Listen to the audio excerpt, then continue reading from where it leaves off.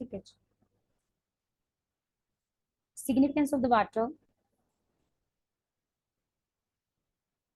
Water is a sense of life, कि जिंदगी जीने के लिए जल का होना बहुत ज्यादा जरूरी है। यह हमारे लिए एक बहुत इंपॉर्टेंट रोल प्ले करता है। छोटे से लेकर छोटे ऑर्गेनिज्म से लेकर बड़े एनिमल तक को भी पानी की जरूरत पड़ती है। Without water life as we know it would be impossible. बिना जल के जीवन नहीं होता। It is essential for drinking, bathing, cooking, maintaining ecological balance. कि जो जल होता है वो पीने के लिए, नहाने के लिए, कुकिंग के लिए और हमें मेंटेन रखने के लिए जो है जल की अत्यधिक आवश्यकता होती है।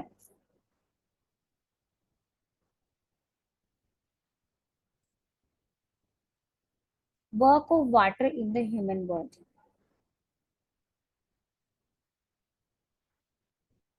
मानव शरीर में जल का क्या कार्य होता है?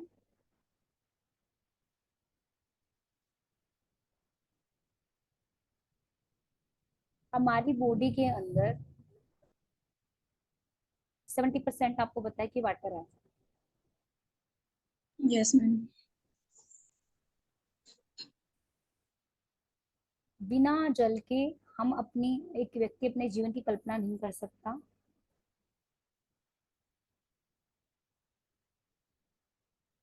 Hydration, maintaining the adequate water level for optimal health. एक अच्छी हेल्थ के लिए हमें एक मात्रा में जल चाहिए ही चाहिए। डाइजेशन सिस्टम, कि हमारा खाना अच्छे से डाइजेस्ट हो सके, हमारा जो खाना है वो ब्रेक डाउन होकर अच्छे से हमारी जो बॉडी है उसे एब्जॉर्ब कर ले। इसलिए जल का होना बहुत ज़्यादा ज़रूरी है हमारे खाने में भी। टेम्परेचर रेगुलेशन, जो जल होता है वो हमारी बॉडी के टेम्परेचर को रेगुलेट करता है। डिटॉक्सिफिकेशन, ये जल की सहायता से ही हमारे जो बॉडी के अंदर टॉक्सिस होते हैं वो रिमूव हो जाते हैं और बॉडी से बाहर जाते हैं। हमारी जो बॉडी से वेस्टेज होता है वो बाहर जाता है और टॉक्सिस हमारी बॉडी से बाहर जाते हैं। आपने देखा होगा कि जब कोई व्यक्ति बीमार होता है तो डॉक्टर्स को कहते हैं कि ज्यादा से ज्यादा पानी पियो, ताकि उसके अंदर जो टॉक्सिक्स हैं या फिर या कोई जर्म्स हैं वो वाटर के थ्रू क्या होंगे, वेस्टेज के थ्रू बाहर चले जाएंगे। और जैसा कि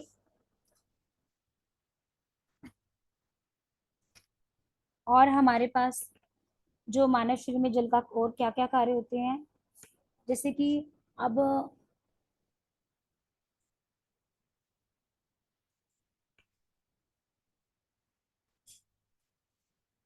हमारी बॉडी में से जब पसीना निकलता है, जब हम बहुत ज्यादा काम करते हैं तो हमारी बॉडी से क्या होती है, स्वेटिंग होती है, पसीना निकलता है। तो उससे क्या होता है, हमारे बॉडी का टेम्परेचर नॉर्मल हो जाता है।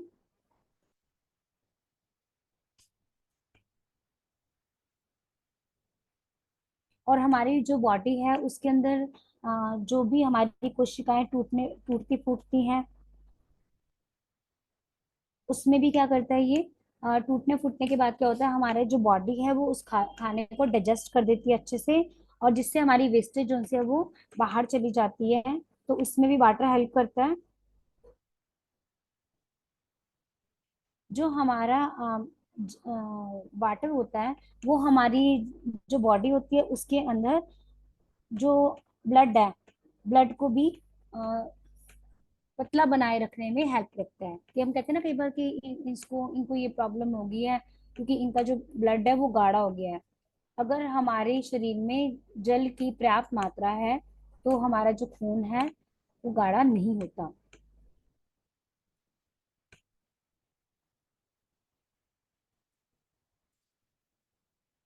सो these are the work of water in the human body. Need for the water in the various work. जल की जरूरत और किन किन कार्यों में होती है? First one is the agriculture. एक क्रॉप, एक जो फील्ड में आपने देखा होगा फार्मर्स काम करते हैं तो वो सिंचाई करते हैं। जो उनकी क्रॉप होती है उसको अच्छे से ग्रोथ के लिए पानी का होना बहुत ज्यादा जरूरी है। जब एग्रीकल्चर लैंड में काम किया जाता है तो किसानों को जल की आवश्यकता होती है सिंचाई के लिए। तो अगर जल प्राप्त मात्रा में मिलेगा तो जो है फसल होगी वो बहुत अच्छी ग्रो करेगी। तो एग्रीकल्चर में भी पानी का एक बहुत बड़ा रोल प्ले करता है इंडस्ट्री में।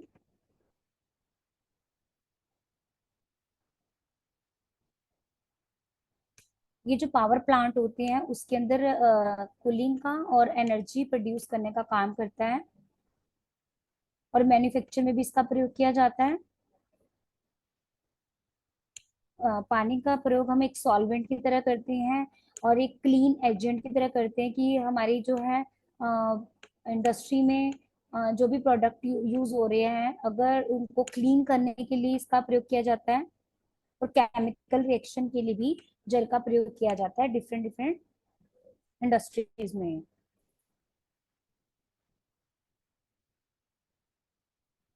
जैसे कि लोहा इस्पात हो गया, कागज का इस्पात हो गया, वस्त्र उद्योग हो गया, इन सब में इंडस्ट्री में जल की जरूरत होती है इनको चलाने के लिए अच्छे से। हाउस होल्ड कार्य में यानी कि घर के कार्य में, भोजन पकाने के लिए, कपड़े धोने के लिए, नहाने के लिए, घर की सफाई के लिए, स्नान के लिए जल की आवश्यकता होती है। और इसके अलावा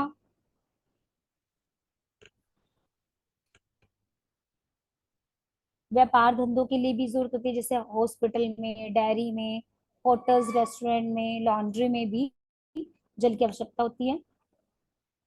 और जनहित कार्यों में भी जल की आवश्यकता होती है, लाइक सड़क को साफ करने के लिए, जो गटर्स होते हैं उनको उनकी सफाई के लिए, बाग बगीचे जो होते हैं उनकी देखभाल के लिए।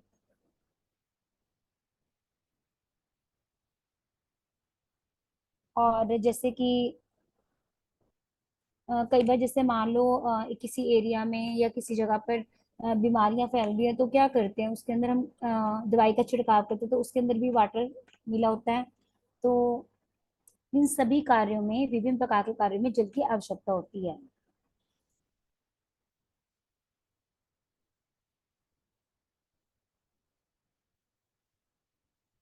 तो इन शॉर्ट में हम कह सकते हैं कि जो जल की आवश्यकता है देश और परिवार की आर्थिक, सामाजिक और सांस्कृतिक उन्नति और विकास के लिए बहुत ज्यादा जरूरी है।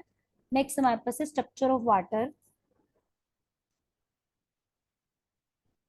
H2O molecules, water is composed of the two hydrogen atom bonded to one oxygen atom, forming a molecule known as H2O। ये हमारे पास क्या है, एक रासायनिक यौगिक है जो हमारा जल है। इसके अंदर दो तो हाइड्रोजन होते हैं और एक oxygen. Two hydrogen plus one oxygen मिलकर हमारे पास वाटर को बनाती है, और वाटर की क्या नोटेशन होती है, H2 होती है।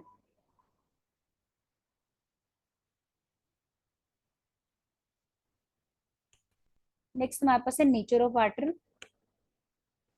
जल की प्रकृति कैसी होती है, डिपेंड करती है टेम्परेचर पे। अगर हमारा जो टेम्परेचर है किसी भी जगह का 0 से कम है, 0 डिग्री सेल्सियस और 32 डिग्री फ़ारेनहाइट से कम है, तो जो हमारा जल है वो क्या होगा, बर्फ में कन्वर्ट हो जाएगा। अगर किसी भी जगह का टेम्परेचर 0 से कम है तो बर्फ में कन्वर्ट हो जाएगा जल। एक नॉर्मल टेम्परेचर पे जो हमारे पास जल है वो लिक्विड फॉर्म में होता है। और अगर जो टेम्परेचर है वो 100 डिग्री सेल्सियस या फिर 1112 फ़ारेनहाइट से ऊपर चला जाता है तो वो जो जल है वो वाष्प बनकर ऊपर उड़ जाता है, उसका स्टीम का रूप धारण कर लेता है। तो बेसिकली आपको ये इनके जो है टेम्परेचर पता होना चाहिए, किस टेम्परेचर पे जो वाटर है उसकी क्या फॉर्म होती है।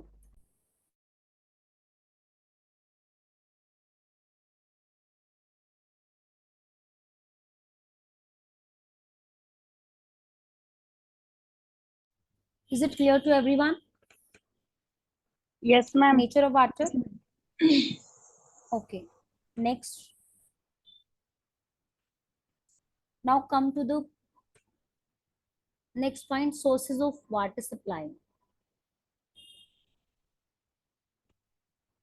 जल प्राप्ति के कौन कौन से साधन होते हैं, कि हमें जल किन किन साधनों से प्राप्त होता है? Rain water, surface water, river. First one is the rain water.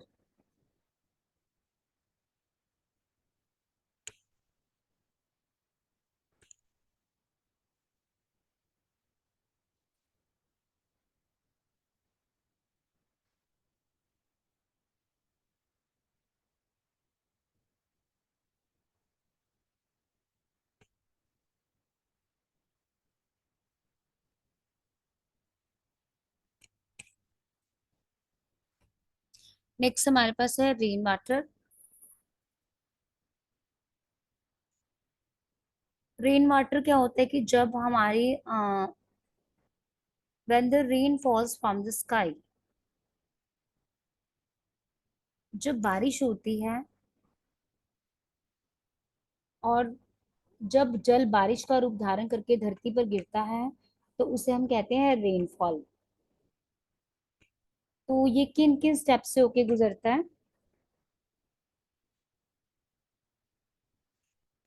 Condensation.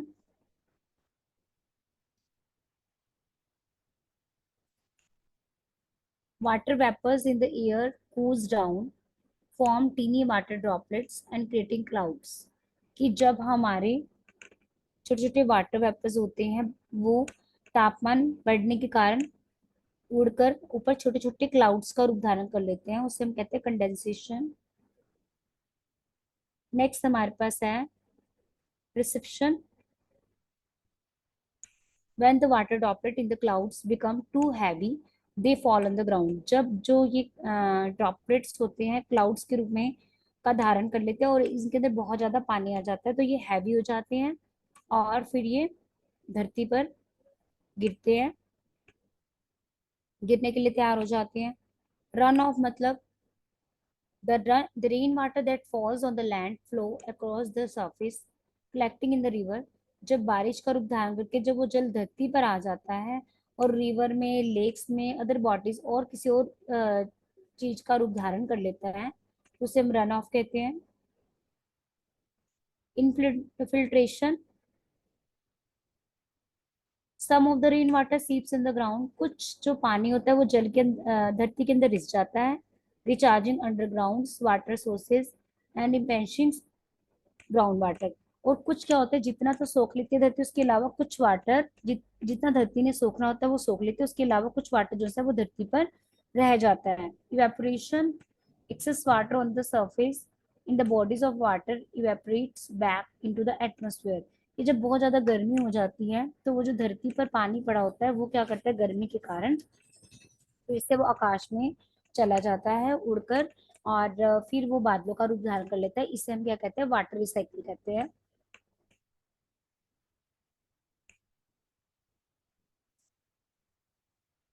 तो हम रेन वाटर को अगर कंक्लूड करके बताना चाहें तो हम ऐसे कहेंगे कि जो प्राकृतिक रूप में प्राप्त होने वाले जल में जो वर्षा का जल प्राप्त होता है उसे हम वर्षा का जल कहते हैं. जो नदी है, तालाब है, समुद्र है, उनका जल गर्मी के कारण वाष्प बनकर हवा में ऊपर चला जाता है और बादलों का रूप धारण कर लेता है. और ये जो बादल हैं, ठंडी वायु के संपर्क में आने पर ये धरती पर वर्षा का रूप धारण कर लेते हैं. और जो वर्षा का जल होता है वो सबसे ज्यादा प्योरीफाई होता है. लेकिन जो वायुमंडल है, जो भी आसपास का एटमॉस्फेयर होता है, उसके अंदर नाइट्रोजन और कार्बन डाइऑक्साइड गैसें होती है, जिसके कारण ये जो वाटर है वो क्या होता है, वो अशुद्ध हो जाता है. Is it clear to everyone? Yes, ma'am.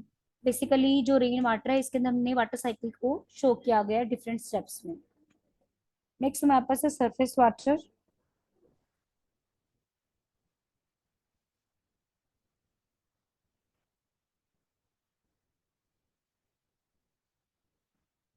Rain water fall on the earth and the flows in the ponds of lake. जब बारिश का वर्षा का जल धरती पर आता है तो वहां वो कहीं पर पॉन्ड का रूप धारण कर लेता है, कहीं पर लेक्स का रूप धारण कर लेता है। Some part of it go into the river. कुछ जल है जो नदी में बह जाता है। Even today many cities towns village depends on the surface water. आज के टाइम में कई विलेज टाउन्स और सिटी जो से आज भी जो से हैं इस वाटर के ऊपर डिपेंड रहते हैं। This include river tanks and the ponds. बड़े बड़े टैंक बना लिए जाते हैं, पॉन्ड्स बना लिए जाते हैं कि वर्षा का जब जल आएगा तो हम इसमें इकट्ठा कर लेंगे और फिर बाद में जो स्टोर वाटर है उसको यूज किया जाएगा सिटीज में, सिटीज के लिए, टाउन्स के लिए, विलेज के काम के लिए।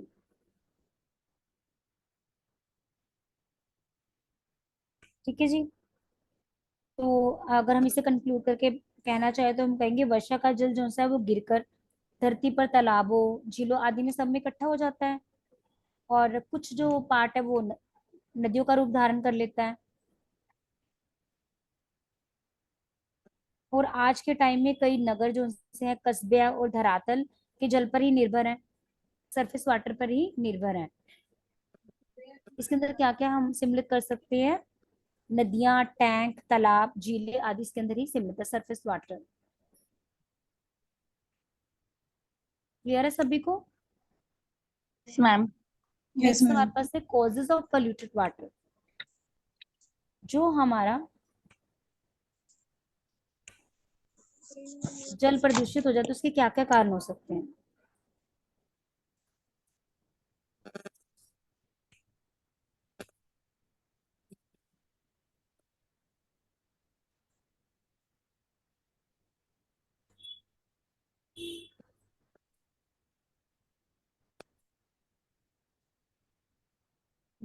काम कर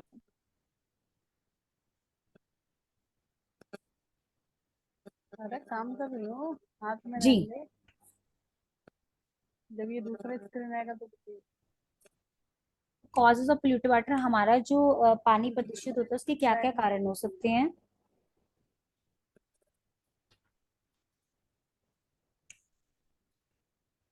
Water polluted is a significant environment issues that affect the health of the ecosystem and the communities around the world. अगर वाटर पोल्यूटेड हो जाता है तो उससे क्या होता है, जल प्रदूषण के कारण जो आसपास की हमारी कम्युनिटी है, जिस सोसाइटी में जिस जगह पे हम रह रहे हैं उसका उस पर बैड इफेक्ट पड़ता है और जो हमारा इकोसिस्टम है वो डिस्टर्ब हो जाता है। By recognizing the common sources of the water polluted, we can take the steps to prevent। हमें कुछ स्टेप्स लेने चाहिए।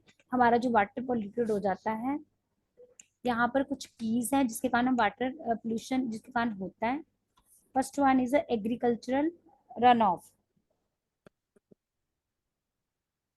क्योंकि जो जल आता है वो ऊपर से तो प्योरीफाई होता है लेकिन उसके अंदर डिफरेंट, जैसे ही वो हमारे एटमोसफेयर के अंदर कांटेक्ट करता है तो उसके अंदर कुछ गैसेस जो सी हैं, जैसे कार्बन डाइऑक्साइड हो गई, नाइट्रोजन हो गई है और अदर गैसेस जो सी होती हैं उस जल को प्रदूषित कर देती हैं। ठीक है, और कुछ और कारण भी होते हैं जिसके कारण हमारा जल प्रदूषित होता है, जैसे कि wastage water, agriculture run of.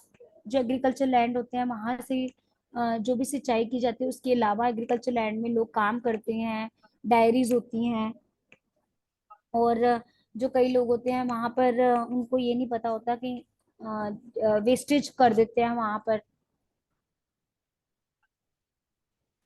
जिसके कारण जो सा है जल प्रदूषित हो जाता है।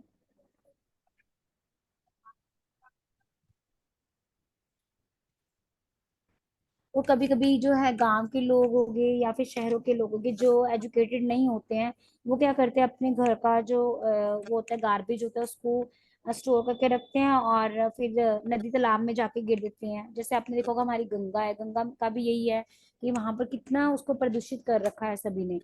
तो नेक्स्ट हमारे पास है वेस्ट वाटर। सिवरेज के कारण भी जो सा है वाटर पोल्यूटेड हो जाता है। और इंडस्ट्रियल डिस्चार्ज, जो इंडस्ट्री में काम होता है वो वेस्टेज क्या करते हैं अपने आसपास की नदियों में गिर देते हैं। केमिकल्स होते हैं उस पानी के अंदर, उस जो केमिकल्स है वो पानी मिक्स करके क्या करते हैं हमारे जो जल है, नदियों के जल को प्रदूषित कर देते हैं। कंस्ट्रक्शन एक्टिविटीज के कारण भी जो है वाटर पोल्यूटेड हो जाता है। जहाँ जहाँ कंस्ट्रक्शन वर्क लग रहा है तो वहां पर जो वेस्टेज है वो पानी के अंदर डाल दिया जाता है, जिसके कारण क्या होता है, हमारा जल प्रदूषित हो जाता है। तो इसके अलावा और कई कारण हो सकते हैं, लाइक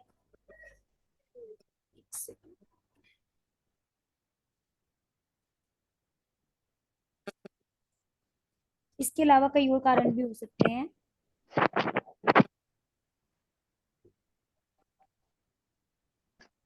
जैसे कि अब मैं इसको कंक्लूड करके बताना चाहूंगी। जैसे खेत होते हैं, खेत में खाद डाली जाती है तो उसके कारण भी हमारा जो जल है प्रदूषित हो जाता है। एग्रीकल्चरल में रन ऑफ मतलब नदी के किनारों पर जो बसे, जो खेत बसे होते हैं वहां पर वेस्टेज गिर दिया जाता है, जिसके कारण कहते हैं वाटर क्या होता है, पॉल्यूटेड हो जाता है।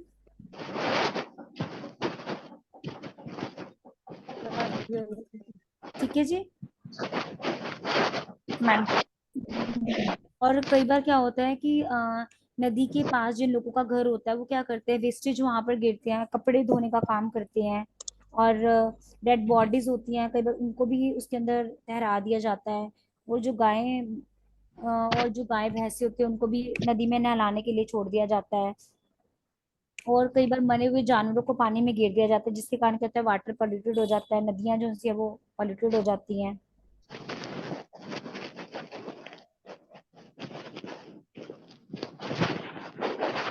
और नदी के आसपास जैसे कई बार कारखाने थे, इंडस्ट्रीज डिस्चार्ज, मतलब कि नदियों के आसपास जो कारखाने होते हैं वहां पर, वही मैंने बताया आपको, केमिकल्स होते हैं वो सारे नदी में बह रहे हैं, और जिस कारण वो वहां का जल क्या होता है, पॉल्यूटेड हो जाता है। सबको क्लियर हुए ये points? Yes ma'am. How to protect water from the contamination, मतलब हम उस पानी को दूषित होने से कैसे बचाएंगे।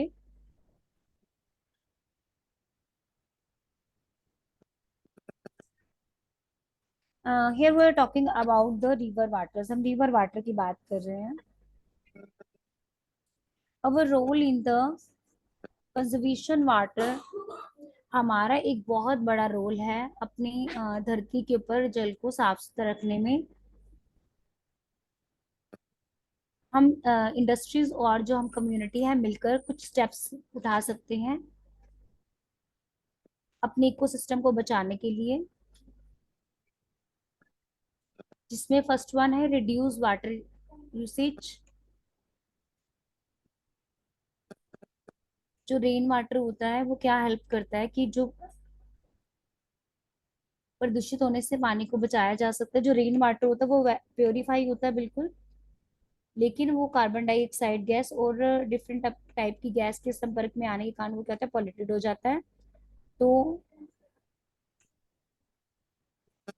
हमें क्या करना चाहिए कि इनके रिड्यूस वाटर यूसेज मीन्स यहाँ पर छोटे छोटे स्टोर्स बनाने चाहिए, जैसे हम जिसके अंदर पानी कलेक्ट किया जा सके, पॉन्ड बनाने चाहिए और उनको कवर किया जा सके। नेक्स्ट हमारे पास है डिस्पोज ऑफ केमिकल प्रॉपर्टीज।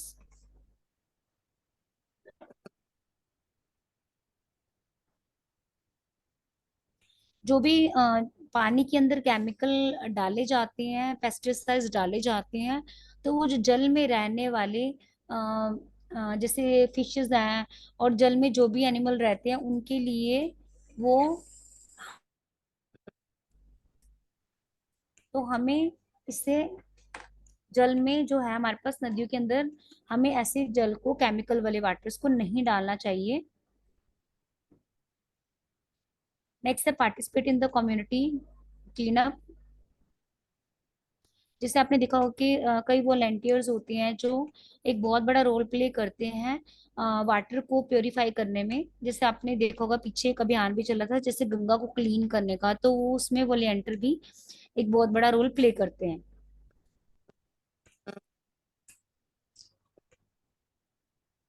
ठीक है जी।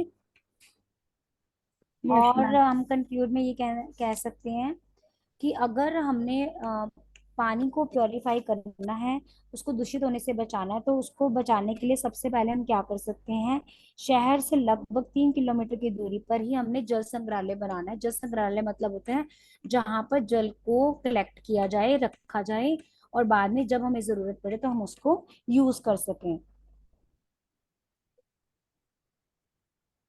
और अगर हमारे पास जो जल संग्रहालय है उसका उचित प्रबंध ना हो सके तो नदी का जल, अगर मान लो हम एक जगह पे स्टोरेज बनाते हैं जहाँ पे हम जल को कलेक्ट कर रहे हैं, अगर हमारे पास जल संग्रहालय की जगह नहीं है तो एट दैट टाइम हमने क्या करना है, जो नदियों का जल है उसको ही प्योरीफाई करना है और वो बॉईल करके पी सकते हैं हम।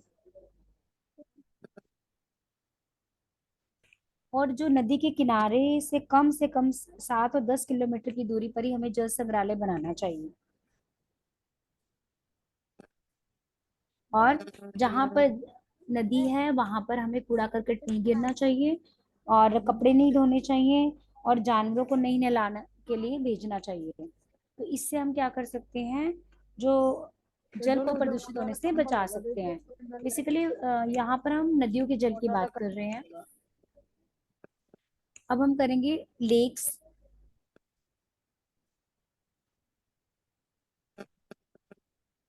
लेक मतलब झीलें। इसको हम टू कैटेगराइज में डिवाइड करेंगे। One is the natural lakes, second one is artificial lake.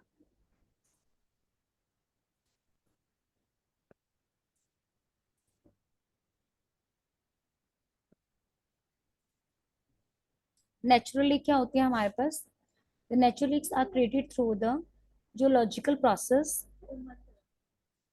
जो हमारे पास प्राकृतिक झीलें होती हैं, जब वर्षा का जल भूमि के निचले भूखंडों में एकत्रित हो जाता है और उस जल को हम क्या करते हैं एक जगह कलेक्ट कर देते हैं, तो हमारे पास क्या होता है, नेचुरल लेक्स कहा जाता है उन्हें।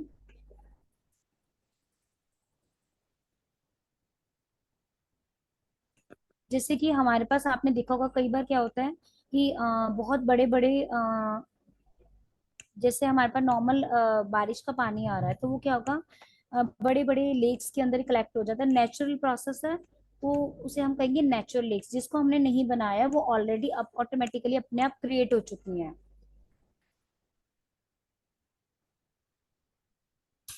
ठीक है। नेक्स्ट हमारे पास है आर्टिफिशियल लेक्स। आर्टिफिशियल लेक्स होती है हमारे पास, इनको हम कहेंगे हिंदी में कृत्रिम झीलें। आर्टिफिशियल लेक्स और द डिसॉल्वर्स आर ह्यूमन मेड्स।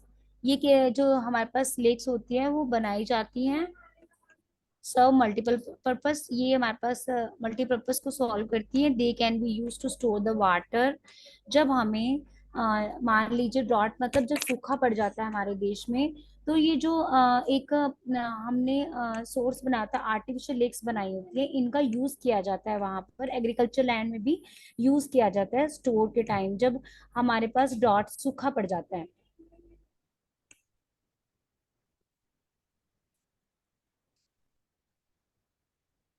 ठीक है जी।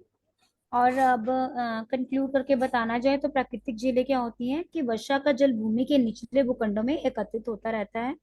संचित जल के सभी स्थानों पर जहां पर भी ये जल है उसे हम कहेंगे प्राकृतिक झीलें।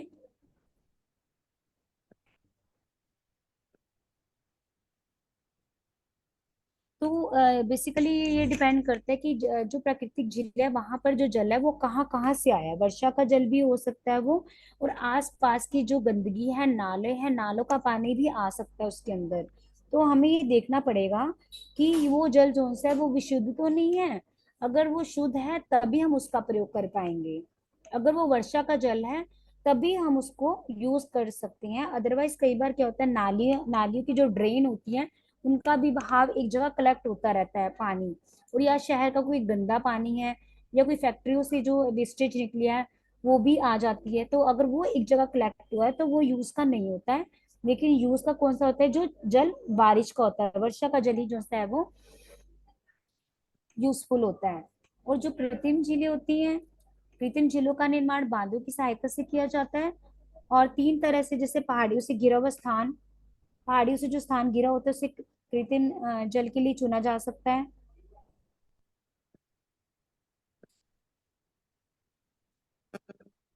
और जब हम इनको क्रिएट करते हैं, ये कौन करते हैं, ये ह्यूमन बीइंग के द्वारा इसे क्रिएट किया जाता है, मतलब बनाया जाता है स्पेशल इनको। और इसके अंदर जो पानी कलेक्ट होता है वो कब यूज किया जाता है? सिंचाई के टाइम। जब भी मान लो खेतों में सिंचाई की जरूरत है और वर्षा नहीं आ रही, तो इस जो स्टोरेज पानी होता है इसको यूज किया जाता है ताकि सिंचाई हो सके। और कई बार सूखा पड़ जाता है तो स्टोरेज वाटर को ही यूज किया जाता है, तो इसे हम कहते हैं artificial lakes. Now come to the ponds and the puddles, यानी कि पॉन्ड्स मतलब तालाब और पडल मीन्स पोखरी। इसमें यह आएगा कि जो वर्षा का जल होता है वो कच्चे और पक्के तालाबों में के रूप में एकत्रित हो जाता है। जो हमारा देश है बेसिकली वहां पर जो है दक्षिण भारत और पंजाब बंगाल, वहां पर जल जो है प्राप्त बहुत ज्यादा होता है, वहां पर बहुत ज्यादा तालाब है। और ये जल किसके लिए यूज होता है? ये जल जो सा है वो एनिमल्स के लिए यूज होता है। जानवरों को पानी पिलाने में इस जल का प्रयोग किया जाता है, और इस जल से क्या होता है, जो जानवर हैं, इंसेक्ट्स हैं, एनिमल्स हैं, वो नहाने के लिए भी इस जल का प्रयोग करते हैं। Ponds are the permanent in the sport more the adequate life, while puddles are the temporary and the primary water sources for the small insect and the animals. ठीक है जी।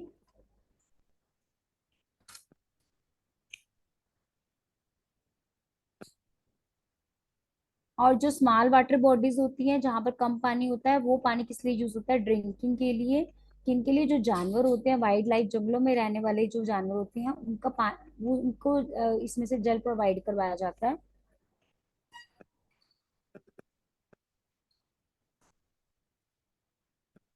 नेक्स्ट हमारे पास है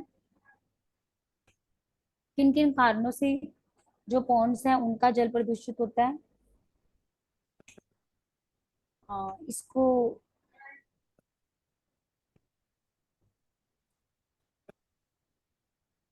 तालाबों और पोखरों के दूषित होने का क्या क्या कारण है? कॉजेस। जब पशु जो से हैं इन पॉन्ड्स के अंदर, तालाबों के अंदर स्नान करते हैं तो ये जल दूषित हो जाता है। और कई बार क्या होता है कि जो जहां पर ये पॉन्ड्स हैं उसके आसपास पेड़ पौधे हैं, जिसके कारण जो पेड़ पौधे हैं, पत्ते हैं, जो सा वो जल में चले जाते हैं, जिसके कारण वो जल प्रदूषित हो जाता है। और कई बार क्या होता है, जो धोबी होते हैं वो आपने कई बार देखा ही होगा कि जो धोबी हैं वो जहां पर बहुत ज्यादा जल होता है वहां पर कपड़ों को धोते हैं, जिसके कारण जल प्रदूषित हो जाता है। और कई बार जो ह्यूमन बॉडीज हैं या फिर एनिमल्स हैं, वो जहां पर ये पॉन्ड्स होते हैं वहां पर वेस्टेज कर देते हैं, तो उसके कारण भी क्या होता है, जल प्रदूषित हो जाता है। मैम ये सेवाग का क्या मतलब है इसमें? SCWAG। वेस्टेज के बारे में बात कर रहे हैं। जो वेस्टेज होता है ना, इंडस्ट्री से निकलती है, जी मैम। ठीक है, केमिकल्स वगैरह, उसकी बात कर रहे हैं। और मैं आपको समराइज करके सारा हिंदी में ही बता रही हूँ इसीलिए। और गांव के लोग इन तालाबों में कई बार स्नान करने के लिए आते हैं और अपने वस्त्र वगैरह धोते हैं, जिसके कारण भी जल क्या होता है, प्रदूषित हो जाता है।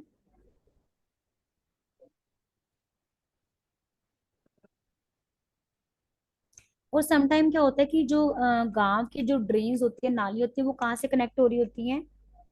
नदियों से कनेक्ट होती है, तो जो पॉन्ड से कनेक्ट होते हैं, तालाबों से, तो वो जो भी आसपास के एरिया का जो वेस्टेज होता है वो ड्रेन के थ्रू कहाँ चला जाता है? तालाबों में चला जाता है, जिसके कारण तालाबों का जल जो है वो प्रदूषित हो जाता है। और जो मरे हुए पशु पक्षी होते हैं उनके अवशेष भी क्या होते हैं, कई बार तालाबों में गिर दिए जाते हैं। और जो तालाब होते हैं उसका जो जल होता है वो स्थिर होता है, ठीक है। तो जिसके कारण क्या होता है, जहां पर जल एक जगह काफी टाइम तक एकत्रित रहेगा तो वो वैसे ही प्रदूषित होना शुरू हो जाएगा। तो इसको दूषित होने से कैसे बचाया जा सकता है? जो तालाब हैं, पॉन्ड्स हैं, उनके जल को कैसे बचाया जा सकता है? हमारी क्या क्या रिस्पॉन्सिबिलिटी है?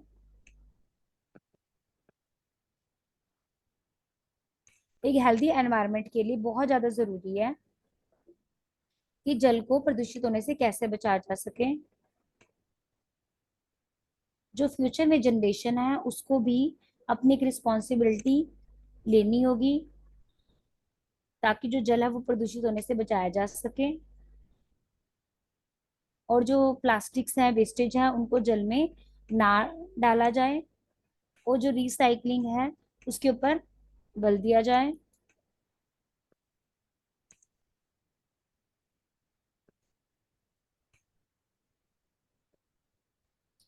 और अगर हम कंक्लूड करके बताना चाहें तो इसको दूषित होने से बचाने के लिए हमें क्या क्या करना चाहिए। तालाब के जल को दूषित होने से बचाने के अलग अलग उपाय हैं। पहला उपाय ये है कि हमने तालाबों की जो चार दीवारी होती है, चारों ओर से हमने क्या है ना उसको ऊंचा उठा देना है। इस प्रकार से तालाबों की व्यवस्था करें कि जो जल है वो कहाँ पर जाए, सिर्फ और सिर्फ वर्षा का जल ही तालाब के अंदर जाए। और जो वर्षा के जल में स्नान करने की मनाही कर देनी चाहिए, कि कोई भी इस तालाब के जल के अंदर स्नान नहीं करेगा। और तालाब को जो है वो गहरा बनवाना चाहिए, क्योंकि जो गहरे तालाब होते हैं उनका जल जो सा है शुद्ध होता है। नेक्स्ट हमारे पास है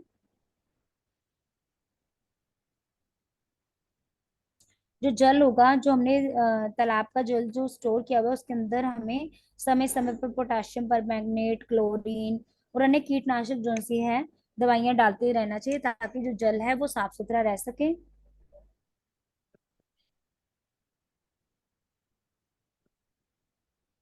और तालाब की जब हम दीवार ऊपर चारों तरफ से उठा देते हैं तो उसका एक पर्पस सोर्स हो जाता है कि जानवर जो से हैं वो उसके अंदर नहीं जा सकते।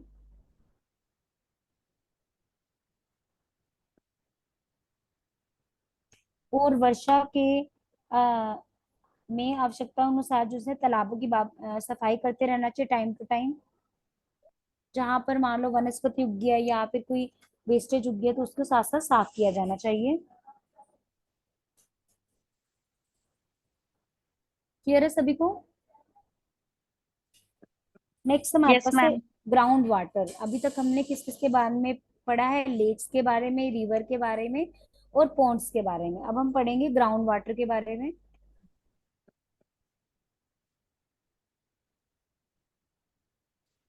जो वर्षा का जल जो सा है धरती सोख लेती है, लेकिन कई बार क्या होता है कि धरती की भी सोखने की एक लिमिट होती है। उसके बाद जो जल धरती पर रह जाता है उसे हम कहते हैं ground water.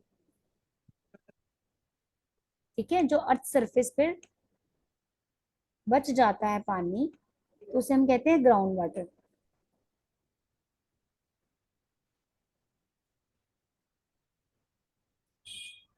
Significance of the ground water, उसके कुछ सोर्सेज होते हैं।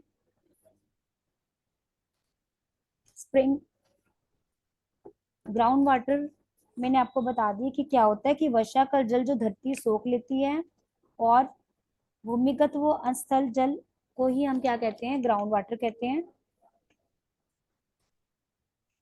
और इसमें कौन कौन सा जल होता है, कुओं का, हैंडपंप का, इनसे जो जल प्राप्त होता है वो होता है हमारे पास ग्राउंड वाटर।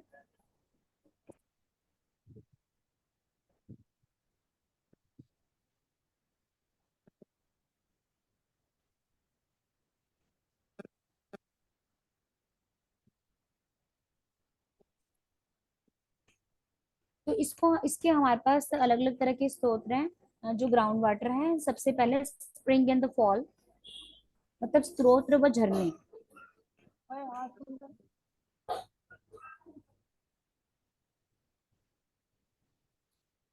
तो कई बार क्या होता है कि जब हमारी धरती पर बारिश का जल गिरता है तो कुछ धरती हमारा सोख लेती है, लेकिन कुछ जल जो है वो धरती पर रह जाता है, जो कि धरती के अंदर प्रवेश नहीं करता।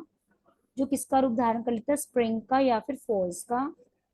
जो पहाड़ी स्थानों पर क्या होता है, ये किसका रूप धारण कर लेता है, ये झरने का रूप धारण कर लेता है। और पहाड़ों में से जहां से भी जगह निकलती है वहां से ये बहना शुरू कर देता है। तो इसको हम डिफरेंट टाइप से कैटेगराइज करेंगे। First one is the land spring.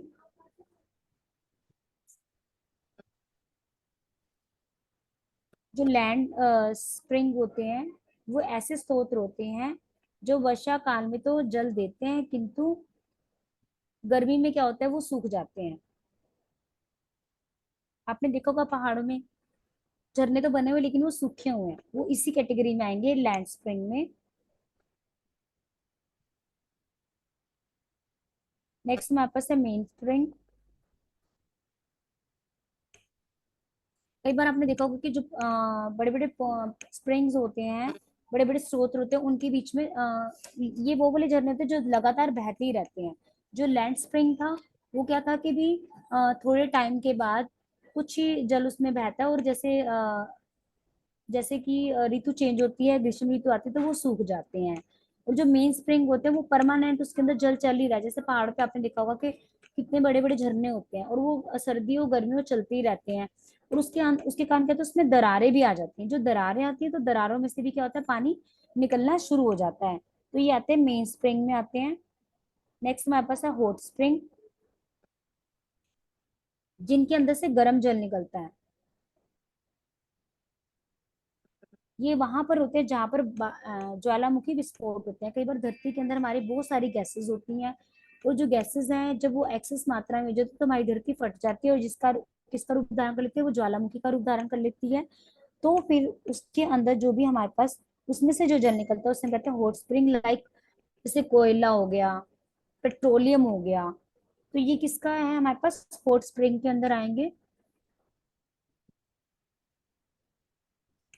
Last हमारे पास है मिनरल स्प्रिंग,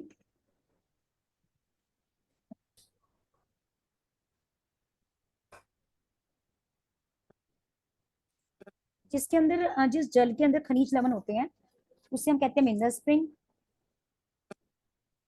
ये उन जगह पे पाए जाएंगे जहां पर जो तापमान है वो बहुत ज्यादा अधिक होता है, धरती का तापमान।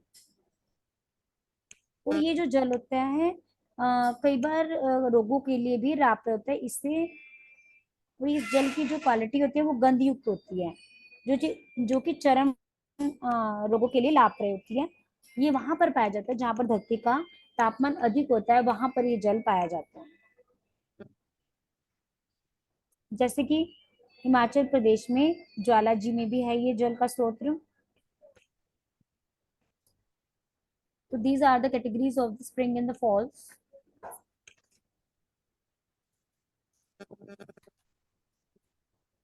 सबको समझ आ रहा है? Yes ma'am. तो अभी हमने किया है ये स्प्रिंग और इसकी क्या क्या विशेषताएं होती हैं, वो मैं आपको एक शॉर्ट में बता देती हूँ। जी, इन ये जो जल होता है इसके अंदर बहुत ज्यादा खनिज लवण होते हैं, जिसके कारण ये जल क्या होता है, कठोर होता है, और जो कि हमारे स्वास्थ्य के लिए बहुत अच्छा होता है। और ये जो जल होता है पीने लायक होता है और ये शुद्ध होता है। और अगर ये जल जो है वो कठोर होता है, जिसके कारण इसके अंदर कपड़े धोने के लिए ये उपयुक्त नहीं होता। आपने देखा होगा कई बार हम कपड़े धोते हैं वो जम जाते हैं, ऐसे कुछ उस पे सर्फ जम जाता है या अच्छे से साफ नहीं होता, तो वही यही कारण है कि वो जो जल है वो कठोर है। और हमारे पास ये जल को झरने के जल को दूषित होने से बचाने के लिए क्या क्या उपाय करने चाहिए हमें।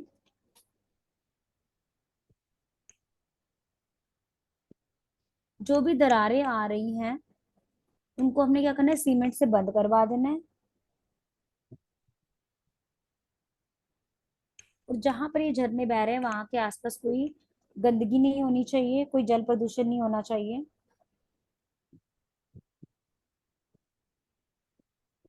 जहां से भी ये झरने बह रहे हैं ऊपर से उनको ढक देना चाहिए, कुछ ऐसा सिस्टम करना चाहिए कि वो ऊपर से कवर हो जाए, ताकि कोई प्रदूषित जल उनके अंदर ना गिरे।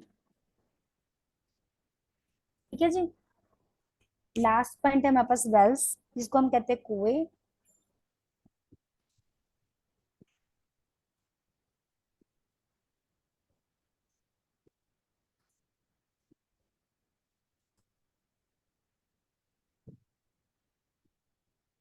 इसके अंदर हमारे पास आएगा, first one is the shallow Wales.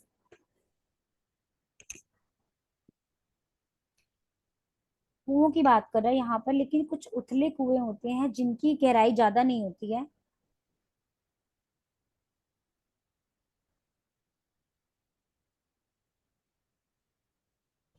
तो इस जल का प्रयोग किस लिए किया जाता है? दैनिक जीवन के लिए किया जाता है।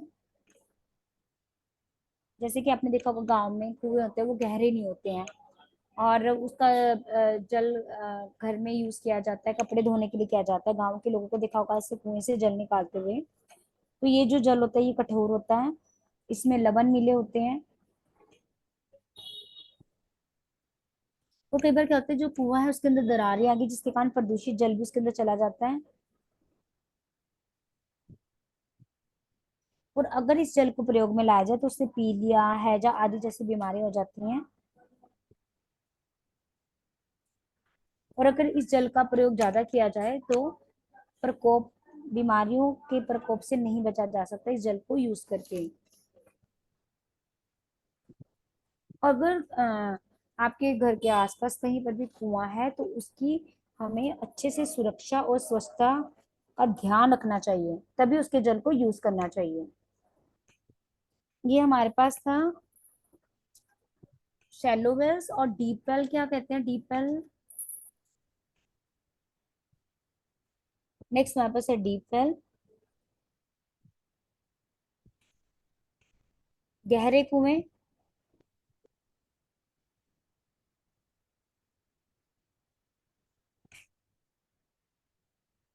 ये जो कुएं होते हैं ये बहुत ज्यादा गहरे होते हैं। इसमें आप हर मौसम में इसके अंदर जल मिलेगा ही मिलेगा आपको। इनकी जो गहराई होती है वो 30 मीटर तक भी हो सकती है।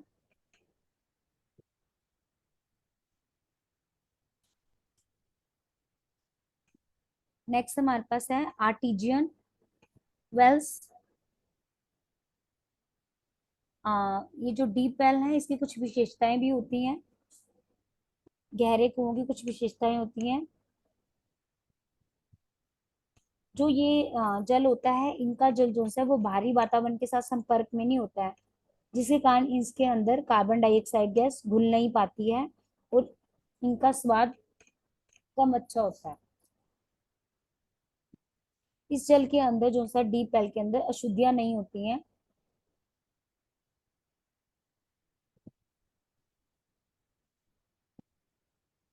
जो डीप वेल होते हैं उनका जो जल होता है वो भूमि की कई परतों द्वारा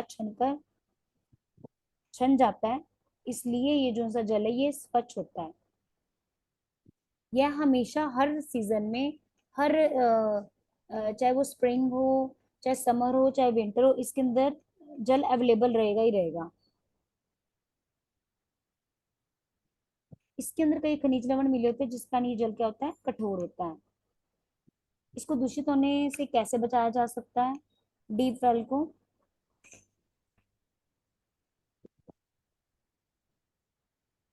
कई बार क्या होता है, जो कुआ है वही सेम करेंगे। अगर कुआ पूरी तरह से खुला हुआ है और उसके आसपास कहीं पेड़ पौधे हैं तो उनके जो पत्तों से, वृक्षों के पत्ते जो से वो कुएं में जाएंगे और जल प्रदूषित हो जाएगा। तो ध्यान रखना है कि इसकी जो बाउंड्री है वो ऊंची होनी चाहिए। ठीक है, तो ये हमारे पास था कुएं के जल को दूषित होने से कैसे बचाया जा सकता है। नेक्स्ट हमारे पास है आर्टिजियल वेल्स। इसका बेसिकली प्रयोग कहाँ किया जाता है? फ्रांस के आर्टविजल नामक स्थान पर किया जा रहा है काफी लंबे समय से। उसी के नाम पर, जो फ्रांस में आर्टविज नामक स्थान है, वहां पर इस तरह के कुओं का प्रयोग किया जाता है, और उसी के नाम से इसका नाम आर्टिजियल वेल्स पर रखा गया। यह भी एक जो डीप वेल है उसी का एक रूप है।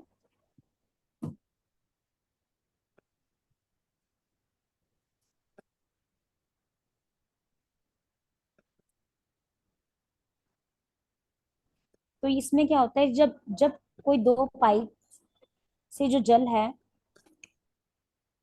दो पाइप से जो जल है वो इसमें जाता है, इस कुएं के अंदर जाता है।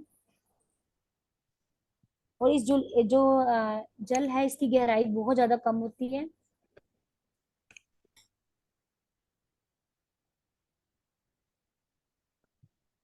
और ये इस प्रकार के जो से आर्टिजियल कुएं हैं ये असम में पाए जाते हैं। और इसमें जो पानी होता है वो बहुत प्योरीफाई होता है, और ये सोर्सेज ऑफ वाटर यानी कि इस जल को हम पीने के लिए प्रयोग किया जाता है, और ये जल होता है वो शुद्ध होता है। लास्ट पॉइंट है हमारे पास ट्यूबवेल।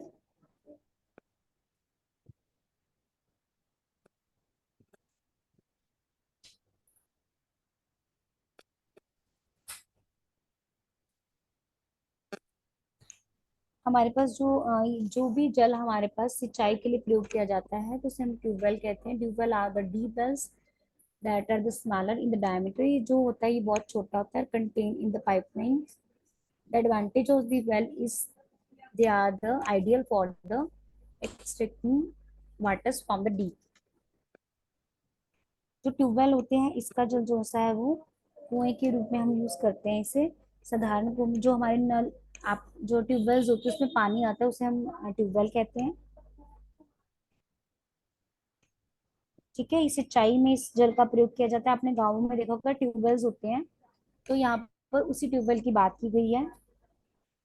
इनकी गहराई 14 से लेकर 100 फुट के मध्य होती है,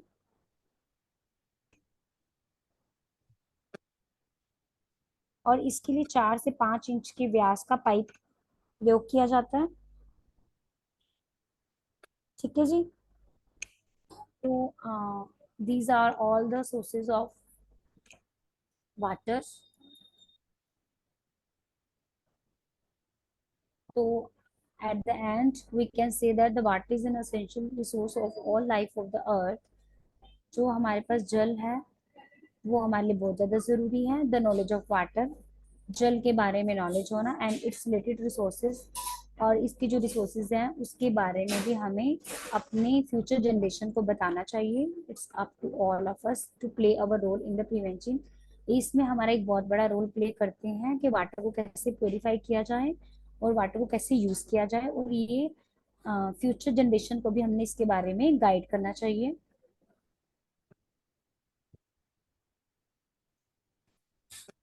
हमें इसकी जो है इम्पोर्टेंस कंजर्वेशन की, कि इसको कैसे स्टोर करके इसके रिसाइकलिंग इसकी की जा सके, तो रिसाइकलिंग के बारे में कमिंग जनरेशन को बताना चाहिए। ठीक है, आज हमने वाटर के बारे में पढ़ा है। सबको समझ आया? हमने यस मैम। जो वाटर है उसके डिफरेंट डिफरेंट सोर्सेस के बारे में, और significance of water for the creature, जो टॉपिक हमने आज कवर किए हैं। One is the significance of water for creature, work of water in the human body, need for water in the various work, structure of water, nature of water, sources of water supply, that is the rainwater, surface water, river, lakes, pond, puddles, groundwater, spring, falls, wells, इन सब के बारे में आज हमने discuss किया है। सबको समझ आया?